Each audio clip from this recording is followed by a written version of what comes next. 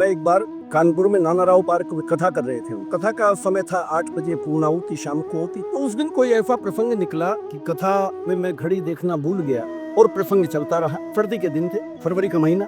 तो कथा चल रही थी और हम सब लोग अपने भाव में डूबे हुए थे। कथा का प्रवाह जो है चल रहा था। इतने में एक सज्जन आए और आकर उन्होंने एक पर्ची व्यास गादी पर रखी और व्यास गादी पर वो पर्ची आई तो ध्यान भंग हुआ। मैंने वो पर्ची उठाई तो उस कागज पर लिखा हुआ था कि यदि ऐसे ही कथा करते रहे तुम तो बहुत जल्दी मर जाओगे। यदि ऐसे ही कथा करते रहे तो बहुत जल्दी मर जाओगे। तो मेरा ध्यान घड़ी पर गया। मैंने देखा 9 बज गया, 1 घंटा हो गया और अभी आधा पौन घंटा और लगने वाला था। तो मैंने उनसे कहा, मैंने कहा भैया मेरी व्यास गादी का एक नियम रहा सर, मैं आपको कहूँ कि मेरी व्यास गादी पर जो भी पत्र आया है आज तक, ये मैंने प्रारंभ दिन से तय किया था। गुरुजी ने कहा था कि बहुत सी प्रशंसाएं आएंगी, बहुत सी निंदाएं भी आएंगी। जो भी पत्र आए, चाहे वो निंदा का हो, चाहे वो प्रशंसा का हो, जो भी पत्र हो, उसे व्यास गादी पर बैठकर वैसे का वैसा ही पढ़ देना।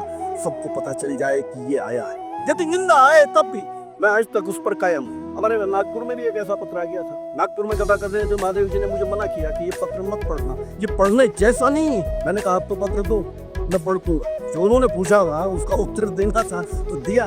मैंने वो पत्र पढ़ा। ये पत्र आया है, यदि ऐसे ही कथा की तो बहुत जल्दी मर जाओ। मैंने कहा भैया जिसने भी ये पत्र भेजा है वो मेरा शुभ चिंतक तो हो सकता है। मैं प्रणाम करता हूँ उसे कि उसने मेरे बारे में इतना सोचा, वो मेरा शुभ चिंतक हो सकता है। तो उसके इस भाव को प्रणाम करूँ। लेकिन ईश्वर से मैं एक प्रार्थना करूँ, तुम्हारा वचन वचन ना रहे, तुम्हारा वचन मेरे लिए वरदान हो जाए और मैं इस व्यास गादी पर ऐसे ही कथा करते करते मर जाऊं तो इससे अच्छा सद्भाग्य भी दूसरा हो नहीं।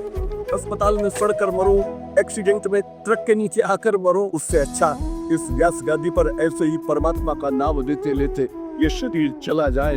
इससे अच्छी और कोई मृत्यु हो नहीं सकती।